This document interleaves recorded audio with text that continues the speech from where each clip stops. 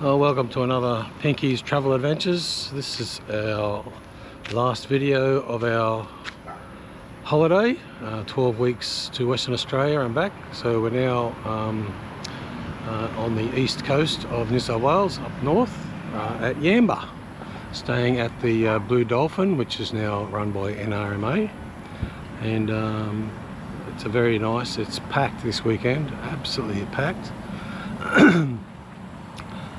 There's a triathlon in town, a mini triathlon. I'm not sure how you have a mini triathlon, but anyway. Yeah, so we'll give you some stats of our 12-week holiday. From here we head down to Urunga for a family get-together for a week. So we won't include that in the West Australian holiday stats. So here we go. Okay, let's go over some numbers for us, for you. Our last refill of fuel was in Moree. Yes. And we haven't filled up since we come over the coast yet. So we did 12,696 kilometres from home to Moree. Did we? Yeah. Wow. So over the 12 weeks, we actually spent in fuel $4,152.12. We spent majority of fuel when we come home, like that was the most we spent, like in the whole holiday. Yeah, like in a week to come home. Like basically from Esperance home. Yes, it was $776 in fuel. That's ridiculous, isn't it? Yeah. And we worked out all our finances for the 12 weeks that we were away. That's including fuel and food, camping, tours, miscellaneous.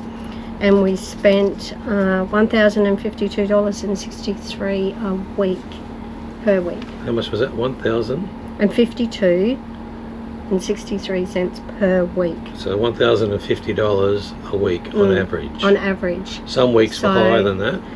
Some weeks we didn't really spend much at all. The last week was like $1,500, like we spent, but some weeks we only spent like $1,300 or $1,200, or one week, I don't know, we must have not even gone anywhere, because we only spent like $700 or something. So it was really good. But overall, yeah, that's how much it cost us. Yeah. It's $1,052, which is really good, because we went and we didn't miss out on anything, did we? No. We did tours, and we did a couple of. We were pretty selective in our tours. Yeah. And if we had unlimited budget, yeah, we could have done a lot more. Oh yeah, of course. But we were on a very tight budget. Yeah. So how much did we spend for the whole 12 weeks? Did you say that? The grand total? Which was $12,631. So the whole 12 weeks away cost $12,630. Yeah. Wow. That's a lot, isn't it? It is. That's a lot. But when you think about you going, well, we free camped a fair bit, even though where we stopped, like some places still charged us $10 $10 a night or whatever. But I think the most expensive place that we stayed in was Esperance. Yeah. I think so. We stayed a week there, didn't we? Yeah, 7 nights we stayed in Esperance. Probably a little bit too long. It was too long in Esperance. Yeah. Yeah. But that was the most expensive place I think we stayed. And so if you can free camp as much as you possibly can. Well, we did on the way home. Yeah, the only trouble with free camping is some places you can't take your caravans. Like if you want to look at some place. Oh yeah, you can't drop your caravan off. If you're free camping, you can't just nick off and leave your van there, because you don't know if you're going to have it when he comes back. That's exactly right. So that's why we opted for, where we did a lot of touring around the place, we leave the caravan somewhere a bit more secure, like in a caravan park, or a farm stay. What was that farm stay on the Margaret River we stayed? Big Valley, was it? Yeah, Big Valley. Big Valley. So we're there for a couple of days and did a lot of three nights. Did a lot of Margaret River touring around. And that's the way to do Margaret River. Yeah, definitely. Really. Yeah. That was pretty good. Well, we've stayed in so many places we can't even remember now. Yeah, well, that's why we video it all, isn't it? So in our old wrinkly age, we can go back and have a look. We did have fun. But we worked it out, like, and then you know, and although it's lovely to stop and have morning tea somewhere and have a coffee and cake, and that, by the end of the week it all adds up, doesn't it? You know, so we decided at the end that we wouldn't stop and buy morning tea somewhere. Yeah, that ended up costing too much money. Yeah, costing like heaps Even, of money. you know, getting a tea or a chai latte or a coffee or and whatever. a cake to and share a bit of or cake, something. you know, that's $50. Yep, it all adds up. So yeah, so on the fuel side of things, the average for our entire trip was 17.17 litres per 100 kilometres. is that good? Yeah, I'm pretty happy with that. Yeah. I mean, we're towing with the Navara. It's a Navara. It's a very small engine. Yeah. And it has to work hard in some places. Especially going up those hills. Some of those hills were Some of the really hills we have to big. knock it back, you know, like Yeah. the worst fuel economy we got was 23 litres per 100 kilometres. Was that when we were going across the Nullarbor at 50 miles an hour winds or something? I'm not sure where that was, but I'd say that's probably where it was. yeah, we copped headwinds across the Nullarbor, which was Yeah. pretty bad. Coming back, we were a bit. Some was a little bit head, some was tail. The best economy was 12 litres per 100 kilometres, Wow, I wonder where that was. which I don't know where that was. I'll have to. Does it have a date on that? No, it just says No. minimum. Oh, wow. That'd Yeah, be pretty and, good. and although we have a long range tank, we tended to fill up where Bruce and Glenn filled up, Yeah, just so we didn't have to have an extra stop somewhere else. yeah. Plus, I relied on them to find out the cheapest places to get fuel, because Bruce is pretty good at that. Yeah. So I just piggybacked off him. Why invent the what was it? Invent it twice? Yeah. If I go back to my history, let's go back to. Yeah, so camping fees, sometimes camping fees can be really expensive, and yeah, so it's probably, well, going across the Nullarbor and that, it was fine because there was the three of us and we all camped together, so that's safety in numbers, which is really good on, but yeah, it's just the camping fees, like in some of the caravan parks, pretty expensive, aren't they? Yeah, just for water and power. Some of them, yeah, and you have to book them. You can't just roll up because some places are booked out. Kitty's gone up on the top of the fridge. Yeah, some places were booked out, so we had to sit down like a few days just before we moved on to work out where we were going for the next stop, and then we had to just book ahead. The so worst, the worst economy. I just found it. The worst economy was from Broken Hill to Port Augusta. Really? Yep. Why was that? Because we were doing 100 kilometres an hour all the way. Oh, were you driving? And or was I driving? So we were pushing it, and that was 400 kilometres from Broken Hill to Port Augusta. Yeah. I'm not quite sure why I was doing 100 kilometres an hour. Because we wanted to get there. Because it took a while to get there. That was a big day. Yeah, that's right. It was a really big day. Yeah, so we tried not to do. Yeah, it was really hot. It was hot. Yeah, we tried to do maybe 300. Yeah, 300 maximum Yeah. was the target. Was a target, but we did do more. Some Like when days we crossed the 350 Nullarbor all across there, we broke it up into bits. and that was really good. Yeah, that's it? the way to do it. Yeah, Don't it was just really hit good. the Nullarbor all the way across from Ceduna to Norseman in one go. No. You break it up. Yeah, do we it over did, 5 or 6 days.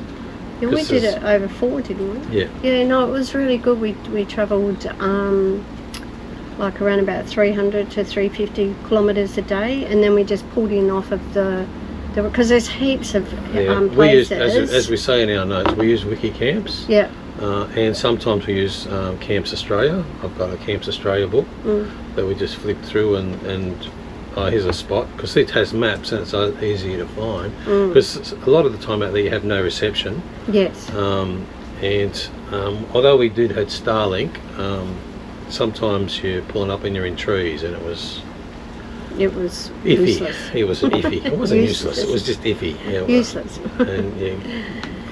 And my Starlink died when we were in Esperance. Yeah. And so I contacted Starlink, raised a ticket, and by the next morning they had posted a replacement to our home in Port Macquarie. Yeah, so they were really good, weren't they? That was excellent. That was excellent service. And we posted it back when we got to Yamba. And I got Damien did us a favour and brought it up to Yamba for us so we could get it here. And so it was basically just over 2 weeks. Yeah, you had it replaced. To get back from Esperance to here, to Yamba, and we're able to post it back through Australia Post. And we just went in there with a barcode, and Australia Post printed the label for it. Yeah, it was really easy, wasn't it? It was excellent. Top service from Starlink. A lot of people whinge and moan, but if you know what you're doing, they're easy. Yeah, no, it was really good. And now she's working fine. Yeah. Even though we're amongst trees, it's just every now and then we'll lose a satellite, but no, it's pretty good. It's pretty good from here. Yeah. I think when we go down to Urunga, we don't have any trees around us, do we? No, we don't. So we'll have good signal down there. Yeah. All right. We'll just put up some pics of our fun around here. Yeah. And we've been here before. We're at the Blue Dolphin. Blue Dolphin. Yeah, it's just been changed over to. Is it still called Blue Dolphin? It is still called the Blue Dolphin. Yeah, the Blue Dolphin. It's just been changed over to an RMA park. So Blue Dolphin, such a fantastic park for kids. It's got so many things. It's got it's pretty big. 2 big swimming pools. It's got slides. It's got putt-putt. It's got a jumping castle. It's got heaps of stuff for the kids. And at the moment we're here, the park is absolutely chock-a-block full, isn't it? Yeah. And the pet friendly, so which is really good as well. So it's a really, really big park. Lots of swimming pools. Lots of pools, yeah. And although there's 2 big pools, there's one big pool there for the little kids as well. Yeah, one splash around pool. Yeah, splash around pool for the kids, so that's really good as well. Yeah, well, we did a video on that 2 years ago. Yeah. 2 years ago. Yeah. It hasn't changed so we much. But tend to come back here too. Yeah. Yeah, well, it's pretty so good. good. It's very close to where my daughter lives. Yeah, but it's such a good park too. Yeah. Yeah. It is a good park. And now it's NRMA. We had to join NRMA, by the way. Yeah, no, it's good. Very good. All right, au revoir. Bye.